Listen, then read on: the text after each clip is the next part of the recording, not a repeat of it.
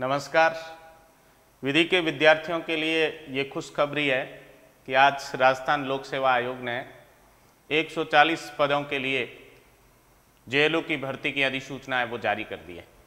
इस भर्ती का लंबे समय से इंतज़ार कर रहे थे स्टूडेंट्स, और राजस्थान के अंदर वैसे देखा जाए तो पिछले 2 साल में जो है वो विधि के क्षेत्र की ये पहली है वो वैकेंसी है। एपीपी की वैकेंसी पिछले 7 साल से नहीं आई। आरजेएस की वैकेंसी को पिछली अब वो नोटिफिकेशन आए हुए 2 साल लगभग कंप्लीट होने वाले हैं, तो ये सही समय पर है वो वैकेंसी है वो आई है। और पिछली जो वैकेंसीज थी जेएलओ की, उन वैकेंसीज का यदि अनुभव देखा जाए तो आरपीएससी इसमें बहुत फास्ट है वो प्रोसेस करने वाली है। लगभग अक्टूबर महीने तक जो है वो इसका एग्ज़ाम है वो हो जाएगा।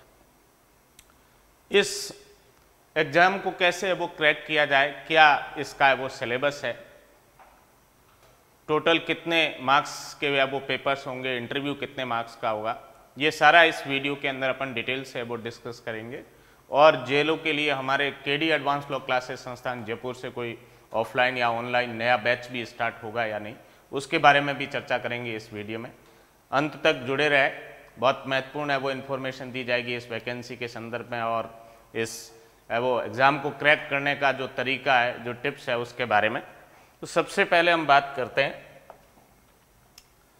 इस जेएलओ की जो भर्ती है। इस भर्ती के अंदर आप देखेंगे टोटल सीट्स कितनी है, ये नोटिफिकेशन में क्लियर कर दी गई है। 140 की वैकेंसी है ये। फॉर्म किस तारीख से भरने हैं वो स्टार्ट होंगे, और लास्ट फॉर्म भरने की है वो तारीख क्या है ये यहाँ पे मेंशन है। 10 जुलाई से फॉर्म भरने स्टार्ट होंगे और लास्ट जो है वो 9 अगस्त तक फॉर्म है वो भरे जा सकते हैं। सिलेबस क्या है और एग्जामिनेशन की स्कीम है वो क्या है। ऑब्जेक्टिव पेपर है इस एग्जाम के अंदर, और उसके बाद इंटरव्यू है। और ऑब्जेक्टिव टोटल 4 पेपर है अलग अलग। पहला जो पेपर है जेएलओ का वो प्योरली कॉन्स्टिट्यूशन का जो है वो होगा, और इस पेपर के अंदर जो है टोटल 150 क्वेश्चन होंगे। 150 क्वेश्चंस रहेंगे इसके अंदर कॉन्स्टिट्यूशन के, और 50 मार्क्स का ये जो है वो फर्स्ट पेपर होगा। दूसरा जो पेपर है जेएलओ के अंदर वो सीआरपीसी और सीपीसी का है। इसमें भी 150 टोटल है वो क्वेश्चंस रहेंगे। 75 सीआरपीसी से रहेंगे और 75 सीपीसी से रहेंगे, और ये पेपर भी 50 मार्क्स का होगा। थर्ड जो पेपर है जेएलओ के लिए, उसमें एविडेंस एक्ट है, लिमिटेशन है, इंटरप्रिटेशन है, एंड ड्राफ्टिंग एंड कन्वेंसिंग है। ये 4 टॉपिक है इसके अंदर, और ये पेपर भी टोटल है वो 150 है वो क्वेश्चंस का रहेगा। इसमें 60 क्वेश्चंस एविडेंस एक्ट से रहेंगे, 30 क्वेश्चंस लिमिटेशन एक्ट से रहेंगे, 30 क्वेश्चंस इंटरप्रिटेशन ऑफ स्टैट्यूट से रहेंगे, और 30 क्वेश्चंस ड्राफ्टिंग एंड कन्वेंसिंग से रहेगा। तो ऐसे मिला के ये टोटल 150 है वो क्वेश्चंस रहेंगे इस पेपर में, और ये पेपर भी 50 मार्क्स का होगा।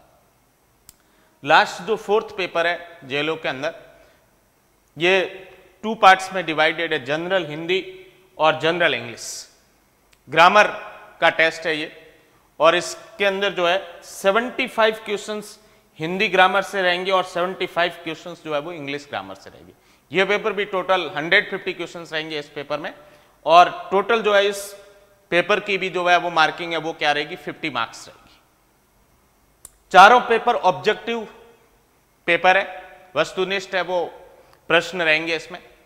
नेगेटिव मार्किंग है इसमें 1/3 जो है 0.33 है वो नेगेटिव मार्किंग है।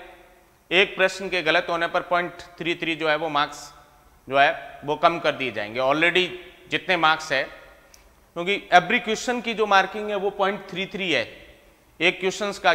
50 मार्क्स का पेपर और 150 क्वेश्चन है, तो एक क्वेश्चन की वैल्यू जो है वो 0.33 है।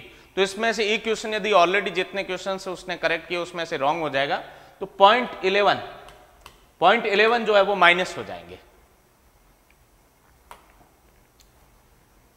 टोटल 200 मार्क्स का ये जो है वो कॉम्पिटिटिव एग्जाम होगा, 4 जो ऑब्जेक्टिव पेपर रहेंगे ये, और उसके बाद 25 मार्क्स का इंटरव्यू रहेगा। तो ये जेएलओ का जो एग्जाम है, और इस एग्जाम को जो है वो क्रैक करने के लिए मेनली बेयर एक्ट आपके है वो सहयोगी रहेंगे। इंडेक्स जो है वो अच्छे से तैयार करना है आपको, चाहे कॉन्स्टिट्यूशन है, चाहे सीआरपीसी है, चाहे सीपीसी है, एविडेंस है, लिमिटेशन है, और इंटरप्रिटेशन के अंदर कोई एक्ट नहीं है, थ्योरीज है बहुत सारी, उनको है वो जो मटेरियल है इंटरप्रिटेशन ऑफ इंस्टीट्यूट का उसको अच्छे से है वो तैयार करना है। और ड्राफ्टिंग कन्विंसिंग में भी सीपीसी और सीआरपीसी का ही रोल है। ऑर्डर 6, ऑर्डर 7, ऑर्डर 8 जो सीपीसी उसमें से ड्राफ्टिंग में क्वेश्चंस रहते हैं, और कन्विंसिंग का एक आध क्वेश्चन है वो 1-2 क्वेश्चंस रहते हैं उसके अंदर, तो उसमें भी कुछ हम मटेरियल प्रोवाइड करवाते हैं हमारी कोचिंग से जो है ड्राफ्टिंग एंड कन्विंसिंग का, तो उसमें से जो है वो ऑलमोस्ट आपके क्वेश्चंस है वो कवर हो जाते हैं। जेएलओ का exam constitution and Hindi and English grammar, constitution और हिंदी और इंग्लिश ग्रामर, इसमें आउटस्टैंडिंग परफॉर्मेंस होगी आपकी 80% प्लस, 90%, 80% प्लस यदि आपकी है वो परफॉर्मेंस रहेगी, मार्क्स आप ऑब्टेन करेंगे, तब जेएलओ में जाके सिलेक्शन होगा। तो इसलिए संविधान का जो है वो आपको ईच एंड एवरी आर्टिकल, उसका clause, leading judgments, old judgment और रिसेंट जजमेंट्स, ये सब जो है वो बहुत सारे प्रिंसिपल जो कॉन्स्टिट्यूशन में वो बहुत अच्छे से आपको तैयार करना है इस एग्जाम को है वो क्रैक करने के लिए। और हिंदी और इंग्लिश ग्रामर में भी काफ़ी डिटेल पेपर है, यहाँ 75 क्वेश्चंस है हिंदी ग्रामर से और 75 इंग्लिश ग्रामर से हैं। जो भी सिलेबस हिंदी और इंग्लिश ग्रामर के टॉपिक वही है सिलेबस के जो आरजेएस और एपीपी के सिलेबस में है, तो उनमें से नंबर ऑफ क्वेश्चंस है वो ज़्यादा पूछे जाएंगे। तो उसमें भी जब आपकी है वो लंबी है वो तैयारी रहेगी, बहुत सारी प्रैक्टिस आपकी है वो करी हुई रहेगी। इंग्लिश ग्रामर में जो है वो नरेशंस की, आपकी वॉइसेस की है, मॉडल्स की, टेंसेज वगैरह, इनको बहुत अच्छे से आपने वो रिपीटेडली तैयार किया है, एक्सरसाइज है वो की है, टेस्ट सीरीज वगैरह कोई अवेलेबल है तो उसको किया है, तब जाके है वो ये एग्जाम है वो निकलेगा। और इसी तरीके से हिंदी ग्रामर में भी संधि है, समास है, उपसर्ग है, प्रत्यय है, ये लोकोक्तियाँ हैं, मुहावरे हैं, निपात है, वाच्य है, विधिक शब्दावली है, ये सारे जो टॉपिक्स है इन टॉपिक को बहुत अच्छे डिटेल से आपको है वो तैयार करना है। परिभाषाएं भी तैयार करनी है, उनका मतलब क्या है और उनके प्रकार वगैरह, उनके एग्जाम्पल्स, वो सारा आपको है वो बहुत डिटेल से वो तैयार करना है, तब जाके ये एग्जाम है वो क्रैक होगा। और हिंदी और इंग्लिश ग्रामर का जो पेपर है उसमें मिनिमम मार्क्स भी है, जो कुछ भी आरपीएससी ने निर्धारित कर रखे हैं वो मिनिमम मार्क्स लाने भी आवश्यक है। अदरवाइज जो है आप लॉ में आपके आउटस्टैंडिंग मार्क्स है, बट हिंदी इंग्लिश में आप यदि मिनिमम मार्क्स जो भी 50 में से 18 या 20 वो यदि आप कंप्लीट नहीं कर पाते हैं, वो मार्क्स नहीं आते हैं, तो आपका रिजल्ट है वो फेल रहेगा। तो इसलिए हिंदी और इंग्लिश ग्रामर को भी आपको लॉ के साथ साथ अच्छा है वो वेटेज देना है, तब जाके ये एग्जाम है वो क्लियर होगा। डे टू डे आपकी है वो तैयारी होगी, लमसम रोज के 8 से 10 घंटे आप पढ़ने के लिए देंगे, क्योंकि एग्जाम है वो पिछली बार की तरह जल्दी होने वाला है, 3 से 4 महीने के भीतर। और इस नोटिफिकेशन के अंदर भी आरपीएससी ने क्लियर कर दिया कि हम अक्टूबर में एग्जाम करवा सकते हैं।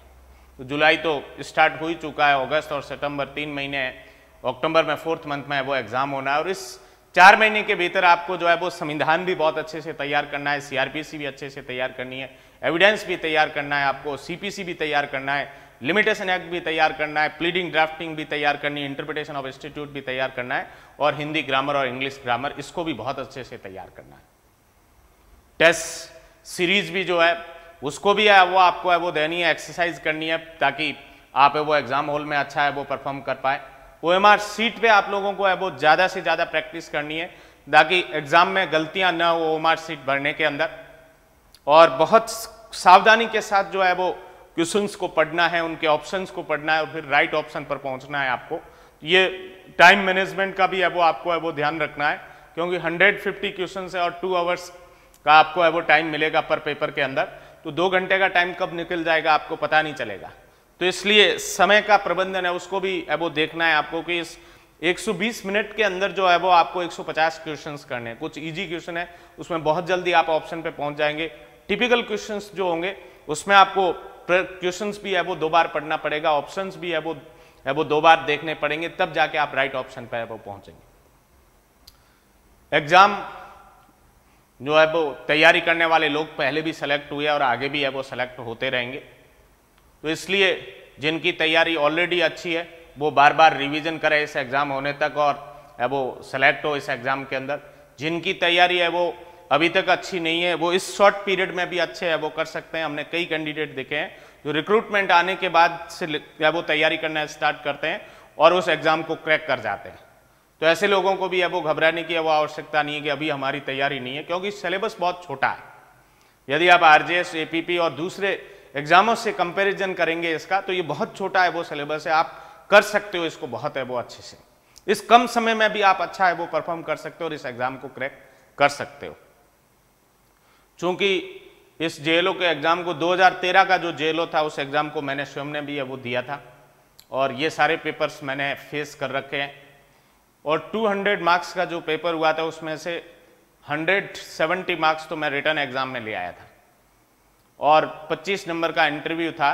इंटरव्यू मैं दे नहीं पाया क्योंकि मेरा आरजेएस में जो है वो अपॉइंटमेंट हो गया था, तो नौकरी है वो जारी थी, तो मैंने जेएलओ का है वो इंटरव्यू देना है वो ठीक नहीं समझा। तो इस एग्ज़ाम की मैं नब्ज है वो जानता हूँ कि किस सब्जेक्ट को कैसे है वो तैयार करना है, क्योंकि मैंने खुद ने इस एग्ज़ाम को है वो निकाल रखा है और डे टू डे आपको जो है वो इसमें तैयारी है वो करवाई जाएगी कि कैसे इम्प्रूवमेंट है वो किया जाए हर कैंडिडेट पर। जो है जो भी कैंडिडेट्स इंटरेस्टेड हो इस एग्ज़ाम की है वो तैयारी करने के लिए, हम 10 जुलाई से एक स्पेशल बैच है वो जेएलओ के लिए चलाने जा रहे हैं, जो 3 से 4 महीने का है वो इसका पीरियड है वो रहेगा। 2 दिन की हमारी डेमो क्लासेस भी है वो अवेलेबल रहेगी 10th और 11th है वो जुलाई को। ऑफलाइन क्लासेस में हमारे पास बहुत लिमिटेड सीट्स है वो अवेलेबल है। जो भी कैंडिडेट्स एडमिशन लेना चाहते हैं ऑफलाइन क्लासेस के लिए, तो वो कैंडिडेट्स पहले आओ पहले पाओ वाली जो है वो सिद्धांत है वो लागू होगा। तो जिनका रजिस्ट्रेशन है वो अर्ली हो जाएगा उनको है वो सीट्स मिल जाएगी और सारी सीट्स फिलअप हो जाएगी, तो उसके बाद हम ऑफलाइन एडमिशन है वो नहीं दे पाएंगे। फिर हमारे पास जो ऑप्शन है वो रिकॉर्डेड क्लासेज और ऑनलाइन क्लास का रहेगा। कल से ही रजिस्ट्रेशन इस वो स्पेशल बैच जो जेएलओ का हम है वो चला रहे हैं इसका स्टार्ट है। जो लोग इंटरेस्टेड है ये कॉन्टैक्ट नंबर जो दे रखे हैं इन पर वो कॉन्टैक्ट करके और अपना रजिस्ट्रेशन है वो करवा सकते हैं। दूसरा जो है इस एग्जाम की जो हम इन 3 से 4 महीने में तैयारी करेंगे, इसके अंदर जो मेजर एक्ट है कॉन्स्टिट्यूशन, सीपीसी, सीआरपीसी और एविडेंस, ये मेजर एक्ट तो मैं स्वयं ही पढ़ाऊंगा और माइनर एक्ट है वो कोई सेकंड फैकल्टी भी है वो पढ़ा सकती है, जो ऑलरेडी जिन्होंने आरजेएस इंटरव्यू है वो दे रखा है या 2 टाइम 3 टाइम्स है वो इंटरव्यू दे चुके हैं, या कोई है वो जेएलओ का एग्जाम जो है वो उसका है वो इंटरव्यू दे सका। ऐसे अनुभवी जो कोई टीचर होगा तो उनको सेकंड फैकल्टी में हम माइनर एक्ट में वो अप्रोच है वो कर सकते हैं, क्योंकि समय की बहुत कमी है। अकेला चना है वो भाड़ नहीं है वो फोड़ सकता, तो इसलिए मेजर एक्ट तो मैं स्वयं करवाऊंगा बहुत अच्छे से और माइनर एक्ट के लिए हम कोई सेकंड फैकल्टी भी है वो एंगेज कर सकते हैं। कोशिश उनमें भी माइनर में ये करूंगा कि एक बार उन सब्जेक्ट्स को चाहे एक 2 क्लास में ही कंक्लूड कराऊं, उन सब्जेक्ट्स को मैं आपको अच्छे से वो करवा दूंगा, जिससे कि आपको मैक्सिमम बेनिफिट मिल सके इस एग्जाम के अंदर। हिंदी और इंग्लिश ग्रामर के लिए भी हमारी रेगुलर क्लासेज है वो चल रही है और हम जेएलओ ओरिएंटेड इस बार और बहुत अच्छा है वो प्रयास करेंगे। सहदेव सर जो है वो हिंदी रेगुलर है वो पढ़ा रहे हैं और इंग्लिश में भी हमारे पास है वो अच्छी फैकल्टीज है वो अवेलेबल है ऑफलाइन क्लासेज और ऑनलाइन क्लासेज में। तो जो कैंडिडेट इंटरेस्टेड है इस एग्ज़ाम की तैयारी करने के लिए, होलसम प्रिपरेशन करवाई जाएगी आपको एक ही जगह पे, कहीं और जाने की ज़रूरत नहीं है, ना हिंदी ग्रामर के लिए, ना इंग्लिश ग्रामर के लिए, ना मेजर एक्ट के लिए और ना माइनर एक्ट के लिए। और इसके साथ साथ हम फिजिकल और ऑनलाइन क्लास तो देंगे ही देंगे। एवरी कैंडिडेट को रिकॉर्डेड क्लास भी है वो अवेलेबल करवाएंगे और स्टडी मटेरियल भी देंगे जो रेगुलर क्लास के स्टूडेंट्स होंगे उनको इस एग्जाम को क्रैक करने के लिए, और बेस्ट टेस्ट सीरीज भी है वो उपलब्ध करवाएंगे स्टूडेंट्स को, ताकि वो जो है वो कैंडिडेट इस एग्जाम को है वो क्रैक कर सके। तो ये सारी class, test series, study material और अच्छा है वो एटमॉस्फेयर है वो दिया जाएगा। मैक्सिमम क्लासें हैं वो 3 से 4 क्लासें रोज है वो लगा के, और उनका कोर्स भी है वो राइट टाइम पे पूरा है वो करवाने की मैं वो गारंटी देता हूँ आप लोगों को।